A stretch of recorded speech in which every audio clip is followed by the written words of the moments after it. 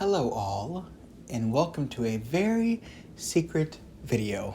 It's not really secret, but I won't be releasing any of these until they're all done because I really don't want to encounter the danger of spoilers on this one. So as much as I would like to share my thoughts on the Avatar: The Last Airbender series on Netflix as I watch it, one episode per day, which is how I do it.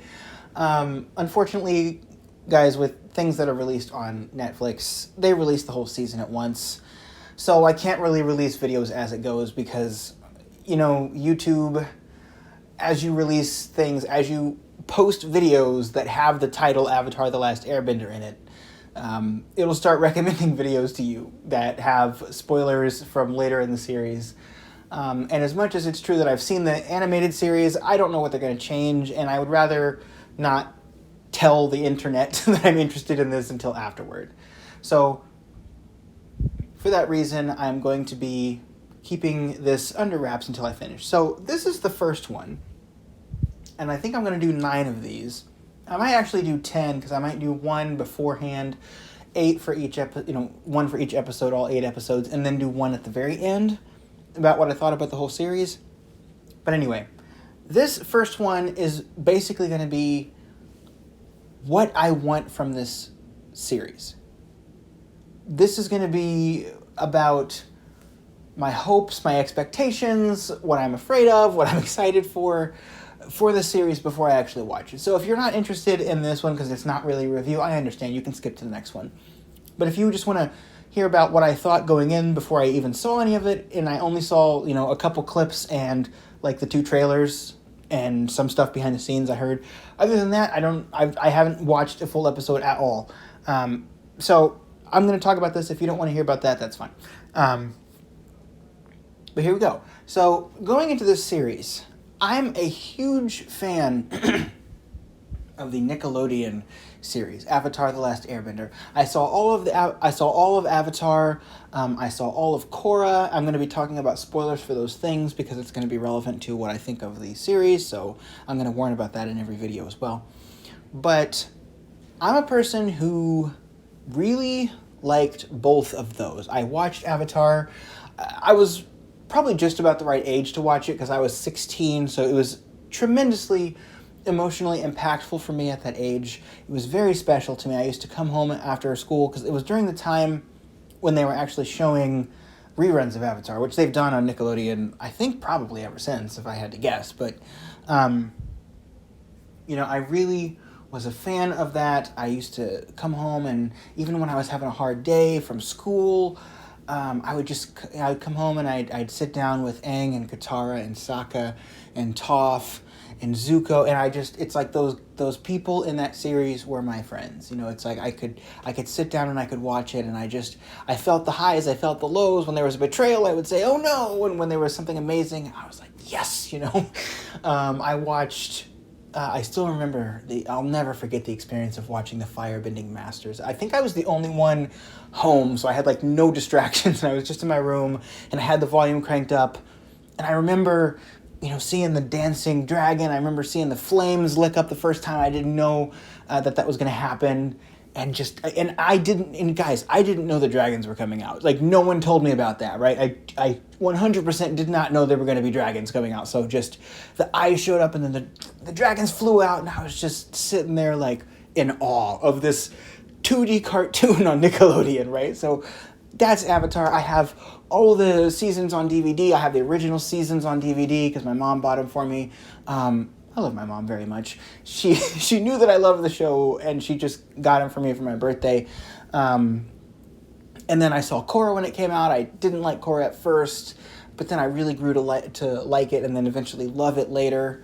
And I really wanted a new animated series. I really wanted something else from the Avatar universe. So, when I saw that they were going to be making a live-action series out of Avatar, not even a movie, because you could justify a movie by saying, well, this is, kind of a different medium of release, right? I watched the original movie in the theater. I didn't like it, of course, but I kind of forgot about that. It's been enough time. If there was a movie, that'd be fine, but I saw they were adapting a series into a series. They're adapting Avatar: The Last Airbender, the series, into Avatar: The Last Airbender, the series. Kind of strange, right? Then I saw, and you might not know this, Michael Dante DiMartino and Brian Konietzko, the original creators of Avatar: The Last Airbender and The Legend of Korra, were originally going to be involved in the Netflix series, but because of creative differences, they left the show, meaning that once again, someone in a higher up position had a disagreement with these two and didn't give them the creative freedom that they wanted, even though they probably really deserved it. So, that wasn't an attitude throat clear. That was a genuine throat clear. But they, I was kind of disappointed by that, or I was very disappointed by that, actually. I have a video on my channel about it. And I just remember thinking, what is this show going to be now? So this is kind of where it's left me. I've now seen the trailers. And by the way, I'm recording this the day before this drops, right? So I'm going to get to see this very soon. But the trailers came out, and I got to tell you, these trailers look how I want the series to look. These trailers look the way that I pictured the series when I first saw that Shyamalan film, and I saw how different it was and how different it looked, and I imagined, gosh, what would it have been like? My 16-year-old self is imagining, what would it have been like if they just would have released this series at the time, if they just would have released the movie to look like the series. I apologize there. I had a lapse, and I didn't word that very well. If they just would have released the movie to look like the series. That's how these new trailers are looking to me. So I want to caution my enthusiasm here, because I'm not going to lie to you guys. These trailers look amazing right now in terms of visuals. It's just everything I could have hoped for from these trailers. If you would have asked me, how would you personally adapt Avatar: The Last Airbender into a live-action series, how would you make that look? I'm not even kidding you. This is probably exactly how I would have made that look. Maybe some of the scenes I would have made a little bit less bleak, and like the lighting, I would have added better lighting to some of the scenes, because some of the gray, dark, gritty lighting that they're doing nowadays in a lot of series, I just can't stand it. I never like it. I don't think there's hardly ever a reason to do that in a film or a series, and it seems like in some series that's like the majority of the lighting. But other than that, like some of the scenes where they're firebending, the oranges are really orange, and it's like they're illuminating faces from, like, if you look at the way the faces are illuminated when someone shoots a fire bolt, it's exactly how you would want that to look if you really like that in the series, because that's the cinematography from the series. And so I'm really liking it. I'm hoping the Water Tribe stuff is not just like paper white.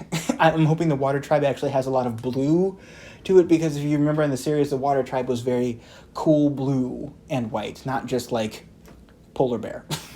So that's the difference there. But I'm trying to hold my enthusiasm a little bit, because I know, especially in the modern streaming world, not to be too cynical about the modern landscape of entertainment, but let's be real here.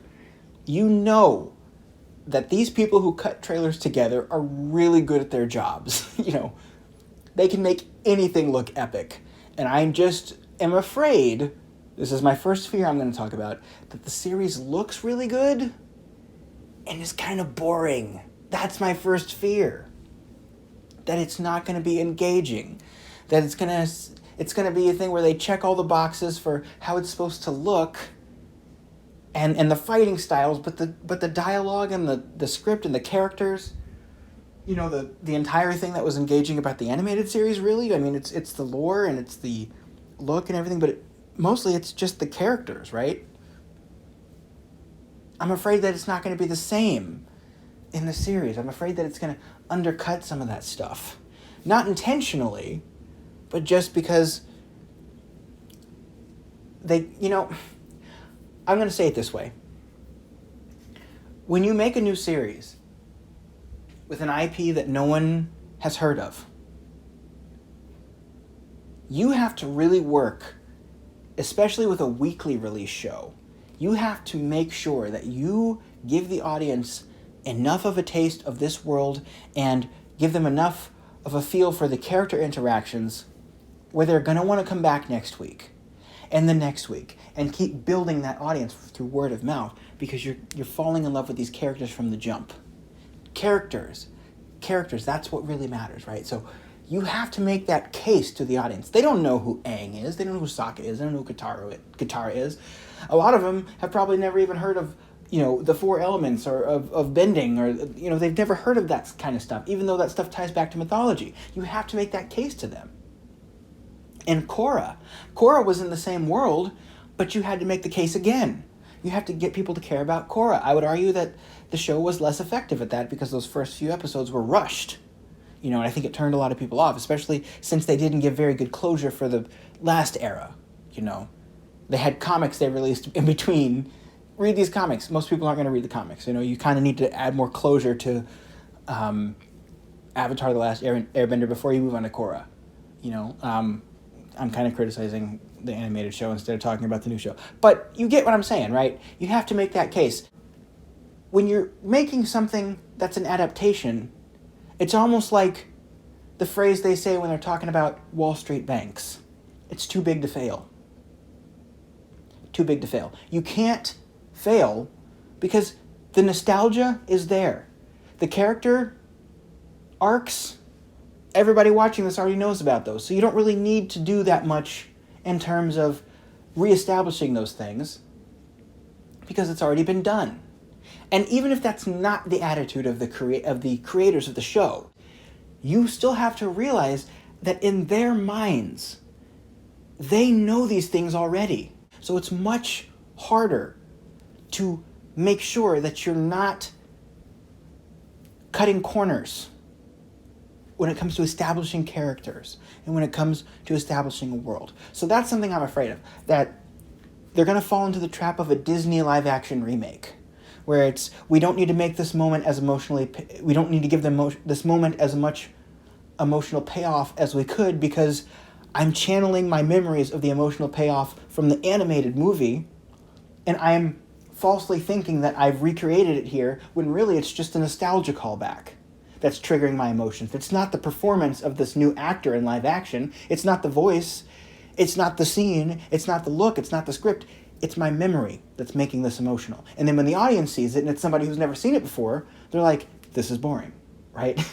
It's easy to do that.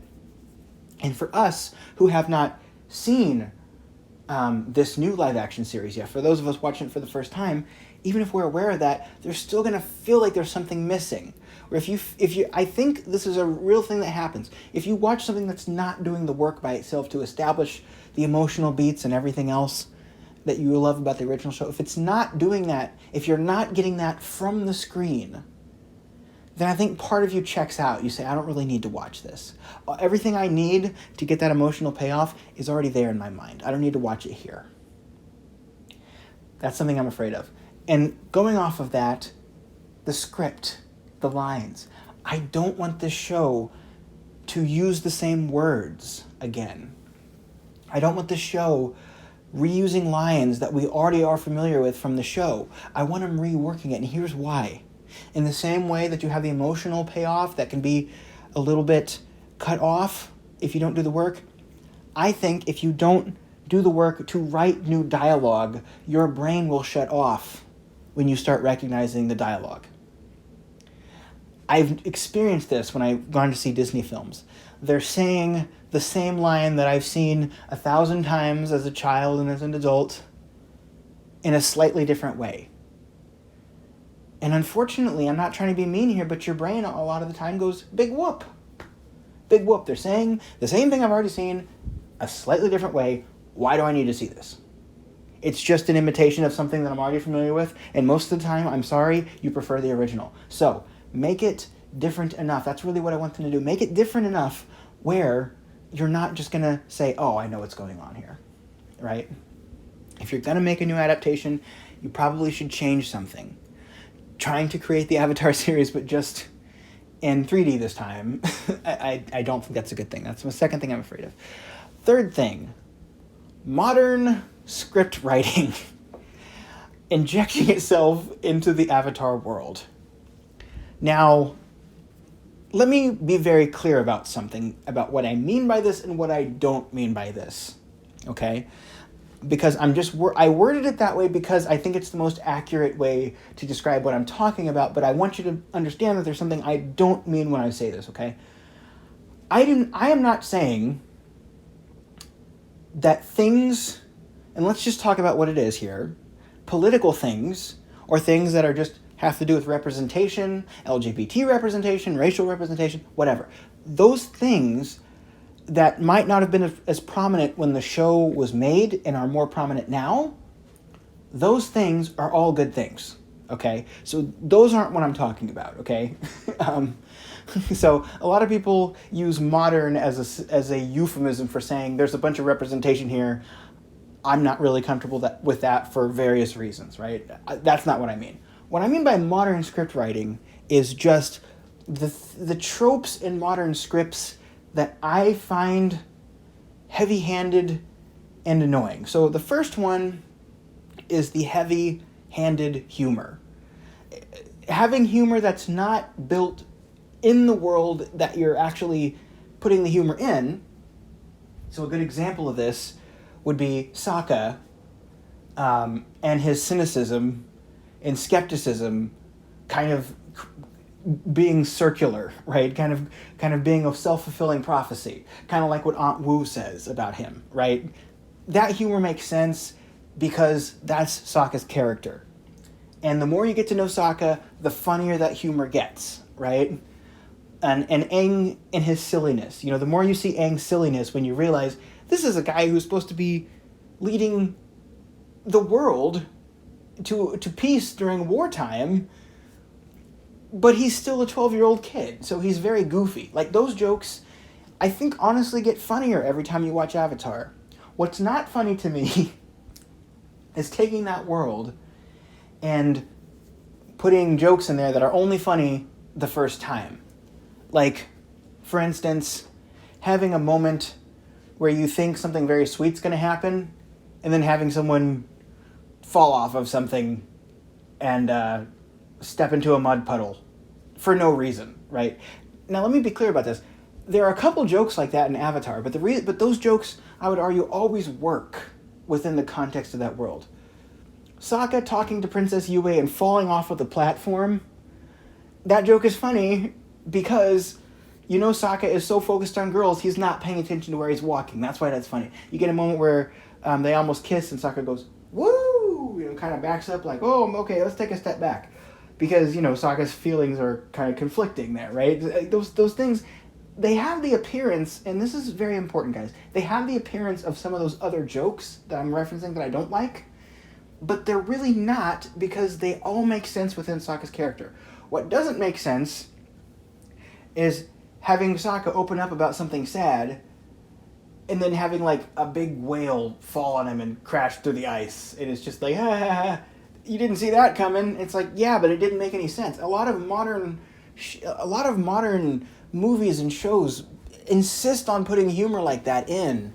Or having a character that's really cute and they have, like, a really deep voice. Or having a character that's really big and they have, like, a really squeaky voice. Like, things like that.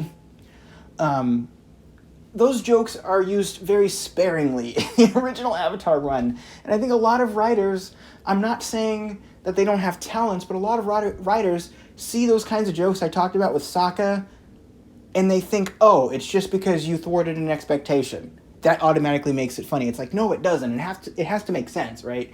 So, you know, constantly undercutting humor, having a hero who's really nice and like, you know, masculine and standing there about to have a heroic moment, and then an ice cream truck drives by and splashes mud on him. Like, it's like, you know, I don't want that kind of humor in Avatar. Really, I really don't.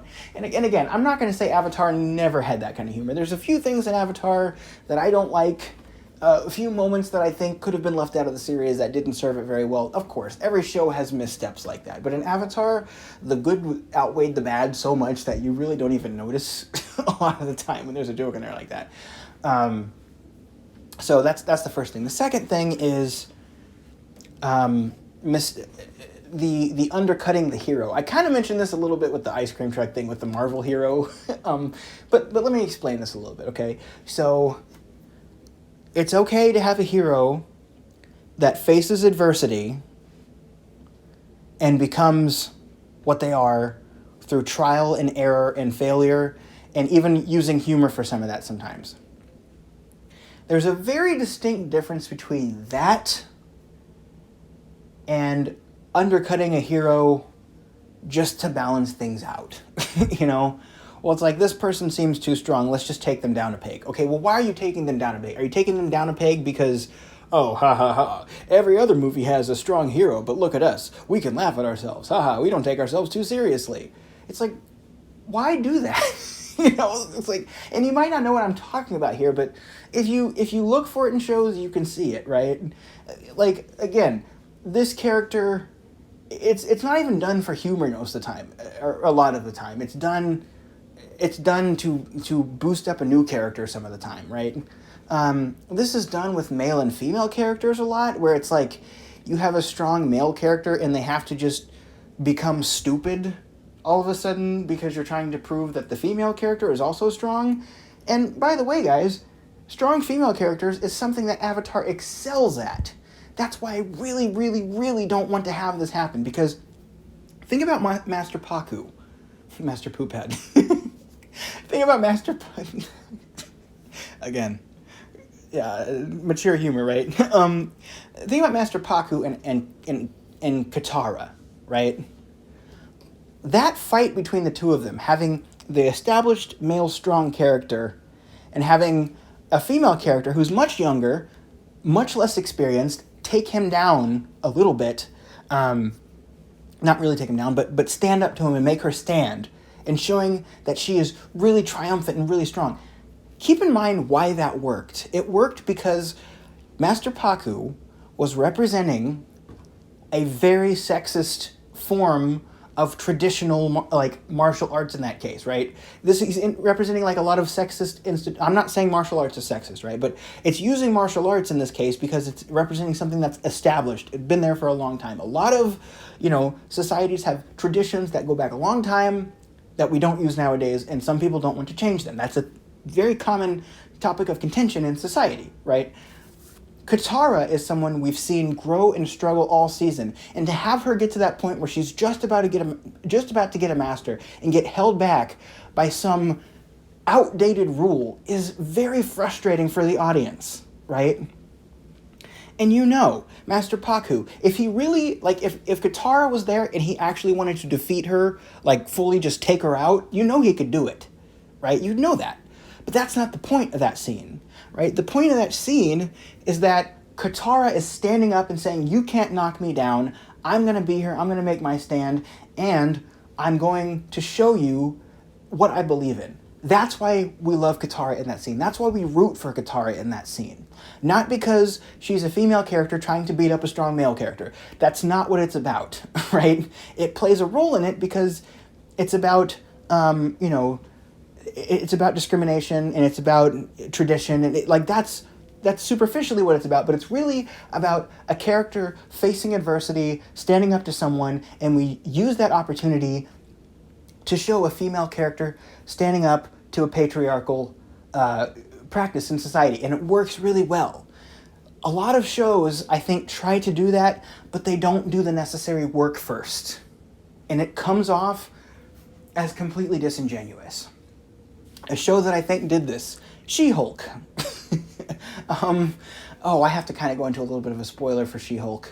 I'm sorry. It's going to be a minor spoiler for She-Hulk, but basically, we had the original Hulk, and then in She-Hulk, we had someone basically coming in saying, I just got these powers, I'm better at using them than you, here's why. Completely disregarding everything that character, that the male Hulk had been through up to that point. Completely throwing that stuff out and saying, no, I'm better than you, recognize me. I didn't put in the work directly. It's unlikable, right? It's making someone completely unlikable. It's taking everything about Katara that we liked in that circumstance and throwing it out, and then also just completely throwing out all the struggles of the male character too. Because if you think about it, Master Paku, he did change his mind. But the frustrating thing is he didn't change his mind for the reason that we would have liked him to. He wasn't shown to be a complete incompetent boob in that, he was still the stronger character when it comes to bending, but the thing is, Katara had the will on her side, and Katara had the righteous decision making as far as how things should go on her side, right? He ended up changing his mind because, again, of tradition. He knew someone in that circumstance that knew Katara, and that's why he changed his mind, right? So that was still kind of annoying, but that wasn't the point, right? That wasn't the point of it. It was to show Katara. They didn't make Katara look unlikable in that exchange, and they didn't make the guy look like suddenly he's just I almost said a cartoon character. He is a cartoon character. They didn't caricature him, right? And nothing about that felt heavy-handed. Think about what happens with Suki, right? You have Sokka, and this is... The thing with Sokka was the thing I was the most worried about, honestly, but I heard that they're not really going to do the thing with Sokka being sexist. But just let me dive into this example, right? Sokka, he meets Suki because he is a guy who he grew up in a tribe where he was basically the oldest male there. And yeah, anyone who grew up on a little iceberg where they're the only guy there who's as old as he is, having to take care of things while the men went off to war, you can understand why a guy like that might develop some kind of sexist attitudes, right? You don't agree with his sexist attitudes, you realize that they're wrong, but you understand why he came up with those sexist attitudes, right? And then, he thinks this stuff, and then he goes and gets his butt kicked by a bunch of female warriors, and yes, it's kind of funny, right? We're laughing at Sokka a little bit because he's like resenting it, But the thing is, the warriors are also not, they're not terribly unkind to him just for humor, right? They're unkind to him because he's being a jerk to them. But then he goes in there later. He goes into see the warriors training, and he gets taken down by Suki, right? But think about what happens, and there are two things that happen in that scenario. Number one, he realizes the error of his ways, and the show does not continuously punish him as like a background character who's like written off as someone you can never relate to. And number two, he and Suki are both like the same age, right? They're both teenagers, they're both going through things, and he does, it shows that he actually does know what he's talking about a little bit with being a warrior, so you can kind of understand his arrogance there. He doesn't understand everything, he comes to realize that, but he still gets a hit in on Suki. He gets a little hit in on Suki and knocks her down, and then she grabs his wrist and says, okay, but I'm still the one who knows more, right? And Suki at the end says, or Sokka says to her, I treated you like a girl when I should have treated you like a warrior. And Suki says, I am a warrior, but I'm a girl too. Right? That's Sokka learning something. And in that town, the Kyoshi warriors, there's still a male guy who's in charge of the town, and yet he still defers to them when he needs stuff done when it comes to military force. So again, there's no slapping you across the face of men are stupid and women are in charge. It's not that kind of thing. It's a town that operates in a certain way, and the only person who seems to have a problem with it is Sokka, a character that we already relate to, that we already know, and by the end of the episode, he changes his mind, which kind of validates what the Kyoshi warriors were about. They didn't really need to prove themselves because they already could, right? You understand? They're not just some random person. They're warriors that are trained up to be, you get it, right? And they're trained after the Avatar, blah, blah, blah. So everything about that, balances out. And then at the end, you see that the Kyoshi warriors, they're very fit and they're very able-bodied, but the Fire Nation just has more resources than they are. It's not that they can't hold their own. They do. They fend off the Fire Nation a little bit, but the Fire Nation is more of an institutional thing, and they just have more resources, so they get their butts kicked a little bit by the Fire Nation. But at the very end, Aang is a person who is the Avatar, and he's a little kid, and he's a boy, but he still is able to do something amazing, jumping into the river and riding the Unagi and putting the fire out. And again, that doesn't undo the harm that the Fire Nation did, but at the same time, it does show that Aang is ultimately the one who holds a lot of power. He is the one who kind of got the town in trouble because he was, flirting with all those girls, but then at the end, he put the fire. So I say all this to say, that, like, there's a lot of balance in Avatar when it comes to gender and, like, power dynamics, and those power differences have more to do with resources and determination than they even have to do with things like, gender. Even when there's episodes that are focused on sexism, there's so many other factors at play. They make sure that the characters are still relatable, and they make sure that they're not just slapping you over the head with them. It doesn't seem like the message is the reason why the episode's there. It seems like, let's tell a good story, and along the way, let's address some of these things like sexism, right? That's what I love about Avatar. The show's just saying, okay, we live in a world where people can bend the elements. Men are strong, women are strong, men are weak, women are weak. All across, it has to do with poverty, and it has to do with privilege, and it has to do with systems of oppression and things. That is the kind of world that Avatar has established. And I'm afraid that the showrunners, and I have no reason to believe this, but I'm just afraid the showrunners are going to look at this and misunderstand it and think, okay, well, obviously, the Kyoshi Warriors were there to show that sexism is bad, so let's just have the Kyoshi Warriors heavy-handedly slap people over the face with that message constantly, instead of just having it the way that they did in the original. This is why I think Michael Dante DiMartino and Brian Konietzko and all the writers like Aaron Ehasz and Justin Santisteban, was he involved in that series? I don't remember. I think he was. But like all the writers in that show, all the creators, everyone who helped write those character stories, I think are some of the best show producers in just show history, period. Like, not even just having to do with animation, like, just period. Because a lot of those things, I think, are the problem when it comes to modern writers looking at them. Because the underlying beats and the underlying themes in Avatar are so complex when it comes to characters that it's like blink and you'll miss it. If you're not looking for it, you'll miss it. And you'll misunderstand why the show is as good as it is. Right?